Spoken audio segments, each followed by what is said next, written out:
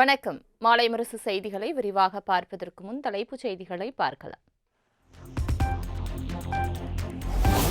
தாய்மாமன் தங்க மோதிரம் திட்டத்தில் 70க்கும் 30 என்ற சதவீதத்தில் ஜாய் ஆலுகாஸ், கல்யாண் ஜுவல்லர்ஸ் நிறுவனங்களுக்கு பணி ஆணை வழங்கியது தமிழ்நாடு அரசு.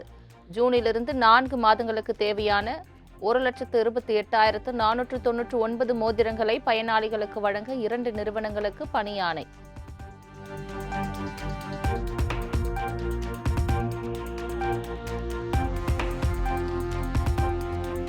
தமிழ்நாட்டிற்கான 7.18% இடஒதுக்கீடு தொடர வேண்டும் என எதிர்க்கட்சித் தலைவர் உதயநிதி ஸ்டாலின் வலியுறுத்தல்.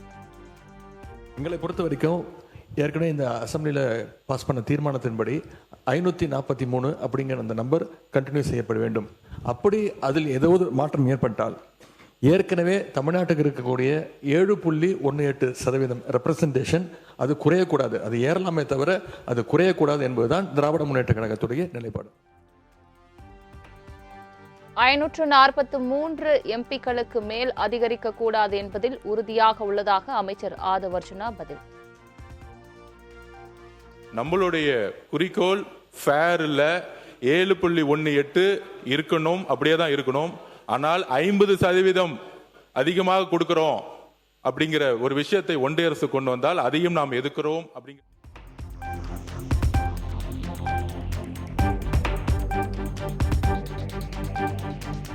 தொகுதி மறுவரையறை என்பது சட்டம். தமிழ்நாட்டின் தொகுதிகளின் எண்ணிக்கை கூட வேண்டுமா குறைய வேண்டுமா அதை தெளிவுபடுத்த வேண்டும். எடப்பாடி பழனிசாமி வலியுறுத்தல். மக்கள் தொகை கணக்கெடுப்புக்கு பின் சிறப்பு சட்டத்தை வாஜ்பாய் கொண்டு வந்தார். அதை கொண்டுவர உங்கள் எம்பிக்கள் உள்ளிட்டோர் குரல் கொடுங்கள், அதுதான் எங்கள் கோரிக்கை என அமைச்சர் ஆதவ் அர்ஜுனா பதில்.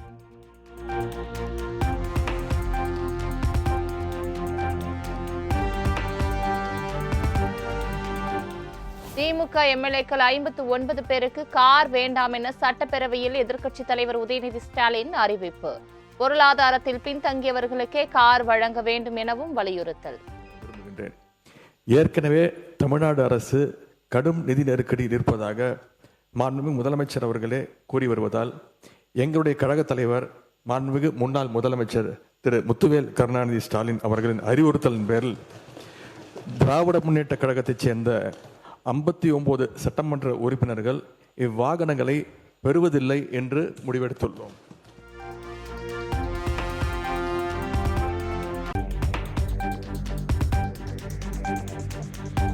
எங்களுக்கும் கார் தேவையில்லை என இந்திய கம்யூனிஸ்ட் எம்எல்ஏ தளி ராமச்சந்திரன் விளக்கம். தேவை உள்ளவர்களுக்கு மட்டும் கார் வழங்கலாம் என பாமக எம்எல்ஏ கணேஷ்குமார் அறிவுறுத்தல். தலைவர்களே, சுருக்கமா சொல்லுங்க. சில சட்டமன்ற உறுப்பினர்கள் கார் வேண்டும் என்று முதலமைச்சர் கோரிக்கை வச்சாங்க. ஆமா, முதலமைச்சர் அறிவிச்சிருக்காங்க. ஆமா, ஆகவே இல்லாதவங்க கொடுக்க வேணும்னு சொல்ல, எங்களை பொறுத்தவரை கார் தேவையில்லை என்பது எங்களுடைய நிலைப்பாடு என்பதை தெரிவித்துக் முடிச்சிரு. 330 ஊராட்சிகள் கிட்ட இருக்கு. அதெல்லாம் போய் பார்க்கணும்னா பொருளாதாரத்தில் பின்தங்கிய சட்டமன்ற உறுப்பினர்களுக்கு கார் என்பது ரொம்ப அவசியம்தான். இப்ப என்கிட்ட கார் இருக்கு, இப்ப எனக்கெல்லாம் கேட்டீங்கன்னா கார் தேவையில்லை. அப்ப எங்களுடைய விருப்பத்தையும் கேட்டு, இப்ப எங்க கட்சியிலே 2 பேருக்கு வந்து உண்மையிலேயே பொருளாதாரத்தில் பின்தங்கியவர்கள் இருக்கிறாங்க. மற்ற கட்சி உறுப்பினர்கள் நான் கேட்பேன், நான் போன வாட்டி அங்க கேட்ட போது கூட 2ஆம் முறை சட்டமன்ற உறுப்பினராக இருப்பவர்கள் கூட பொருளாதாரத்தில் பின்தங்கியவர்கள் இருக்கிறாங்க. அப்ப பொருளாதாரத்தில் பின்தங்கி இருப்பவர்களுக்கு யாருக்கு உண்மையிலேயே கார் தேவையோ அவர்களுக்கு வழங்கலாம் என்பதுதான் எங்களுடைய கருத்து.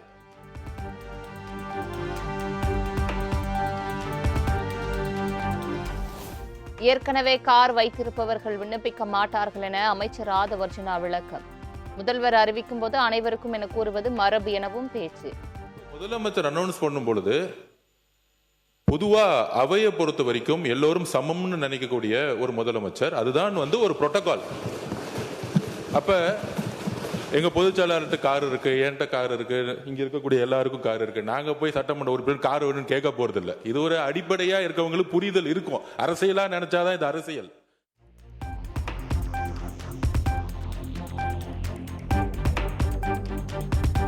முதலமைச்சர் தன் மேசையில் 3 கோப்புகள் உள்ளதாகவும் அதை வெளியிட வைத்து விடாதீர்கள் என சொன்னார். தயவு செய்து அந்த கோப்புகளை வெளியிட வேண்டும் என எதிர்க்கட்சித் தலைவர் உதயநிதி ஸ்டாலின் சவால். எதற்காக பயப்படுகிறீர்கள்? உருட்டு மிரட்டல்களுக்கெல்லாம் பயப்பட மாட்டோம் எனவும் ஆவேசம். நேற்று முன்தினம் இந்த பேரவையிலே பேசின நம்முடைய முதலமைச்சர் அவர்கள் தன்னுடைய டேபிளில் 3 ஃபைல்ஸ் இருப்பதாகவும் அந்த ஃபைல்ஸை அவர் திறந்து பார்க்க வச்சிடாதீங்க அப்படிங்கிற தோணியில் எங்களுடைய அரசை குற்றஞ்சாட்டுகின்ற வகையில் குறிப்பிட்டு பேசியிருக்கிறாரு. அந்த ஃபைல்ஸை நாங்கள் கேட்டுக்கொள்வது, தயவு செய்து அவர் திறந்து பார்க்க வேண்டும், அதன் மீது அவர் ஆக்ஷன் எடுக்க வேண்டும். எதற்காக பயப்படுறீங்க, எதற்காக காலம் தாழ்த்துறீங்க, இதையே 3 மாதமாக சொல்லிட்டு இருக்கிறீங்க. ஜோசியக்காரன் சொன்னால் தான் அந்த ஃபைல் திறந்து பார்ப்பீங்களா? நல்ல நேரம் அதை பார்த்துட்டு இருக்கீங்களா?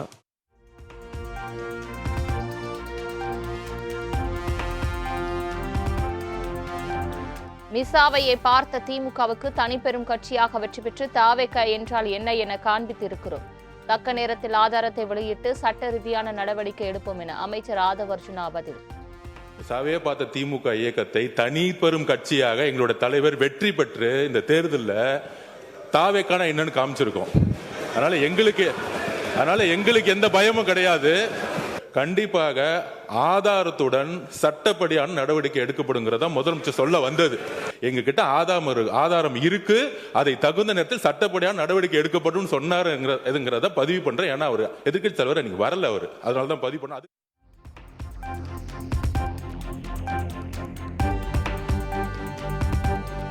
கோப்புகளை வெளியிட வேண்டும் என்ற எதிர்க்கட்சித் தலைவரின் கோரிக்கையை முதல்வர் கட்டாயம் நிறைவேற்றுவார். எதிர்க்கட்சித் தலைவர் உதயநிதி ஸ்டாலினுக்கு அமைச்சர் ராஜ்மோகன் பதிலடி. இந்த மாமன்றத்தில் ஆல்ரெடி அந்த ஃபைல்ஸ் இருக்கிறதே ஒரு சுட்டி காமிச்சார். அந்த இஷ்யூவே நான் தான் ஏஞ்சி சொன்ன, அவர் ஆதாரத்தை எடுத்துட போறாரு அப்படின்னு. இந்த நேரத்தில் அவர் சாதாரணமா இருந்தாலே அதெல்லாம் பண்ண போறாரு. மாண்புமிகு எதிர்க்கட்சி தலைவர் அவர்கள் காட்டுன்றாரு. அவருடைய கோரிக்கையை கட்டாயமாக முதல்வர் நிறைவேற்றுவார் என்பதையும் கூறிக்கொள்கிறேன்.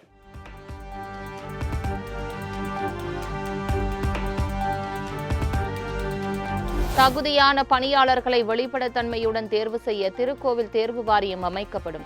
காமராஜர் பிறந்த நாளில் திருக்கோவில்களில் பொது விருந்து அளிக்கப்படும் எனவும் அமைச்சர் ரமேஷ் அறிவிப்பு. பள்ளி குழந்தைகளின் பசிப்பினியை போக்கிய பெருந்தலைவர் காமராஜர் அவர்களின் பிறந்த நாளான ஜூலை 15ஆம் நாள் ஆண்டுதோறும் முக்கிய திருக்கோயில்களில் சிறப்பு வழிபாடு நடத்தப்பட்டு பொது விருந்து அளிக்கப்படும் என்பதை இந்த நேரத்தில் மகிழ்ச்சியோடு தெரிவித்துக் கொள்கிறோம்.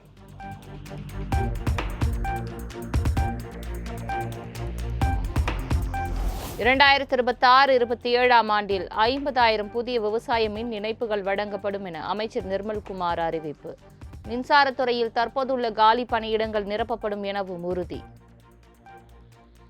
தமிழ்நாடு மின் பகிர்மான கழகத்தால் 2026-27 ஆண்டில் மொத்தம் 50,000 புதிய விவசாய மின் இணைப்புகள் வழங்கப்படும்.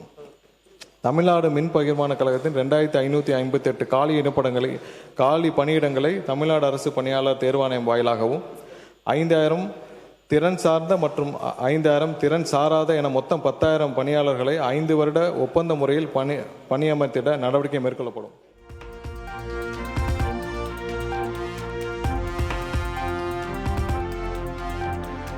திமுக ஆட்சியில் பதவி உயர்வில் எந்த தவறும் நடைபெறவில்லை என திமுக சட்டமன்ற உறுப்பினர் செந்தில் பாலாஜி பேச்சு. பொறுத்த வரைக்கும் சீனியாரிட்டி தான் இருக்கும், அதுல எந்த தவறும் நடக்கிறதுக்கு வாய்ப்பு இல்லை. அதனால மிக தெளிவா யாராவது ஒருத்தர் சீனியாரிட்டி தவறுனா கூட அவங்க நீதிமன்றத்துக்கு போவாங்க, எங்களுக்கு கிடைக்கல அப்படின்னு சொல்லி. அதனால அதுல எந்த விதமான மாற்று கருத்து உங்களுக்கு இருக்க வாய்ப்பு இல்லை. திமுக ஆட்சியில் நினைத்திருந்தால் எத்தனையோ பேருக்கு பதவி உயர்வு வழங்கி இருக்கலாம் என அமைச்சர் நிர்மல்குமார் பதில். ப்ரொமோஷன் கொடுக்கணும்னு நினைச்சிருந்தால் கடந்த 5 ஆண்டுகளில் எத்தனையோ தடவை கொடுத்துருக்கலாம், ஆனால் இதுவரை கொடுக்கப்படவில்லை. ஏன்னா ப்ரொமோஷன் ஏன் கொடுக்கலாம் அதான் சொல்லிட்டு. அதாவது 5 ஆண்டுகளாக 19 வருஷம் பெண்டிங் ப்ரொமோஷன் கிடைச்சிருக்குன்னு சொல்லி பலர் டிவியில் எல்லாத்துலையும் பேசியிருக்காங்க. நம்ம இருக்கிற பிரச்சனைகளை சால்வ் பண்ணிட்டு அவங்களுக்கு தேவையான விஷயத்தை, அவங்களுக்கு நியாயமாக ஊழியர்களுக்கு கிடைக்க வேண்டிய விஷயத்தை நம்ம கொடுத்துட்டு அடுத்த கட்டத்துக்கு போகணும் பார்த்தோம்.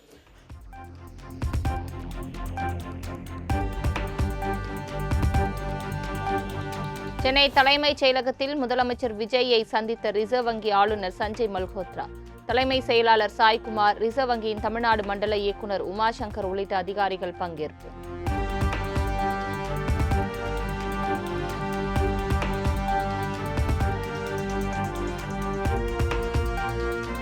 எம்எல்ஏக்களுக்கு கார் வாங்குவதில் காட்டும் வேகத்தை விவசாயிகளுக்கான நிதியை கொண்டு சேர்ப்பதில் இந்த அரசு காட்டியிருக்க வேண்டும். விவசாயிகள் நலனில் அக்கறையின்றி தொடர்ந்து மெத்தன போக்கோடு நடந்து கொள்வது ஏற்புடையது அல்ல என எதிர்க்கட்சித் தலைவர் உதயநிதி ஸ்டாலின் கண்டனம்.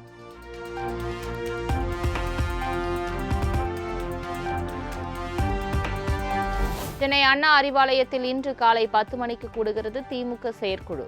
கூட்டத்தில் பல அதிரடி மாற்றங்களை திமுக தலைமை அறிவிக்க உள்ளதாக தகவல்.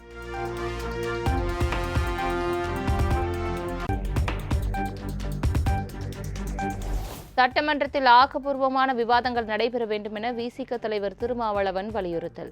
கட்சி மற்றும் தனிநபர் விமர்சனங்களை சட்டமன்றத்திற்கு வெளியே அரசியல் மேடையில் வைத்துக் கொள்ளலாம் எனவும் கருத்து. சட்டமன்றத்தில் ஆக்கப்பூர்வமான விவாதங்கள் நடைபெற வேண்டும் என்று மக்கள் எதிர்பார்க்கிறார்கள். விடுதலை சிறுத்தைகள் கட்சியும் அப்படித்தான் எதிர்பார்க்கிறோம். தனிநபர் விமர்சனங்களை நாம் அரசியல் மேடைகளில் வைத்துக் கொள்ளலாம், அல்லது அரசியல் கட்சிகளின் மீதான விமர்சனங்களை கூட சட்டமன்றத்திற்கு வெளியே வைத்துக் கொள்வது ஆரோக்கியமானது.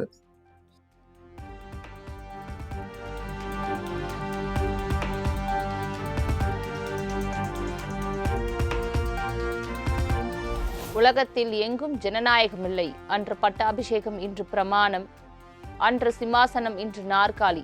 மக்களை எங்கு வைக்க வேண்டுமோ அங்கேயே வைத்துள்ளார்கள் என நடிகர் பிரகாஷ் ராஜ் பேச்சு.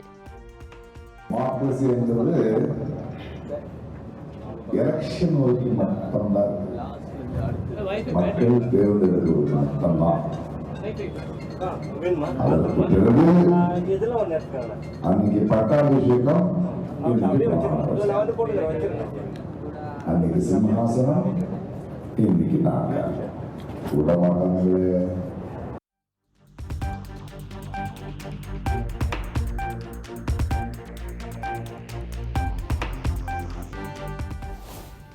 சென்னை மற்றும் புறநகர் பகுதிகளில் கொட்டி தீர்த்த கனமழை. சாலைகளில் பெருக்கெடுத்த மழைநீரால் வாகன ஓட்டிகள் கடும் அவதி.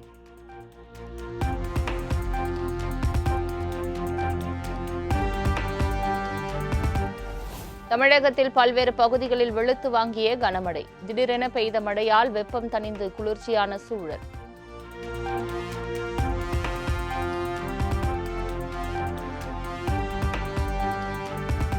தமிழகம், புதுச்சேரி மற்றும் காரைக்காலில் வரும் 27ஆம் தேதி வரை மிதமான மழைக்கு வாய்ப்பு. சென்னை வானிலை ஆய்வு மையம் கணிப்பு.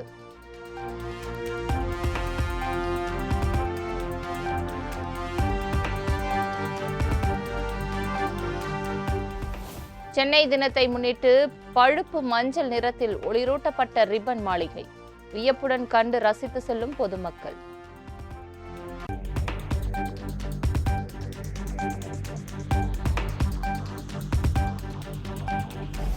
தமிழகத்தில் உள்ள பல்வேறு கோவில்களில் வரலட்சுமி பூஜை வெகு விமர்சை. திரளான பெண்கள் பங்கேற்று சிறப்பு பூஜைகள் செய்து வழிபாடு.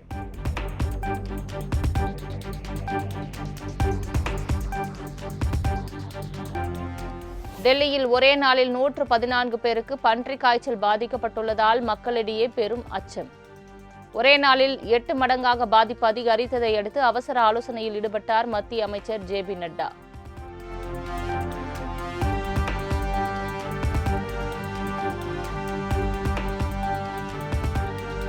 TNPL கிரிக்கெட் போட்டியில் சேப்பாக் சூப்பர் கில்லிஸ் அணியை 14 ரன்கள் வித்தியாசத்தில் வீழ்த்தி திருச்சி அணி வெற்றி. மற்றொரு ஆட்டத்தில் 85 ரன்கள் வித்தியாசத்தில் கோவை கிங்ஸ் அணியிடம் விழுந்தது திண்டுக்கல்.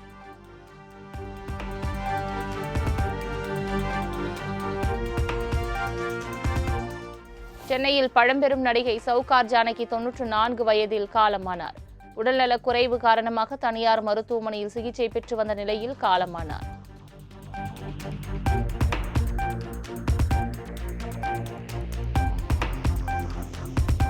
பழம்பெரும் நடிகை சவுகார் ஜானகி மறைவுக்கு முதலமைச்சர் விஜய் இரங்கல்.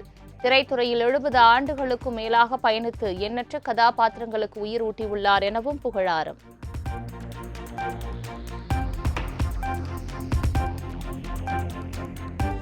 நடிகை சவுகார் ஜானகியின் உடல் பொதுமக்கள் மற்றும் திரை உலகினர் அஞ்சலிக்காக வைப்பு. அம்மா இல்லாதது எங்களுக்கு ஒரு கடவுள் இல்லாத மாதிரி என நடிகை சவுகார் ஜானகி மகள் உருக்கம்.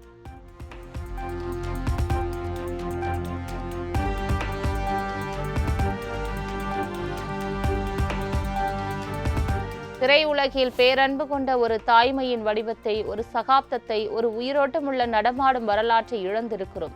பழம்பெரும் நடிகை சவுகார் ஜானகி மறைவுக்கு தென்னிந்திய நடிகர் சங்கம் இரங்கல்.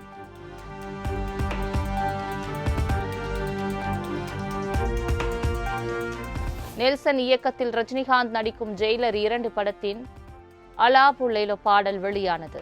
அனிருத்தின் துள்ளலான இசைக்கு ரசிகர்கள் மத்தியில் நல்ல வரவேற்பு. 90s கிட்ஸ்களின் கனவு கண்ணி நடிகை மீனா பட்டாம்பூச்சி பாடலுக்கு கியூட் நடனம். வீடியோ இணையத்தில் வைரல்.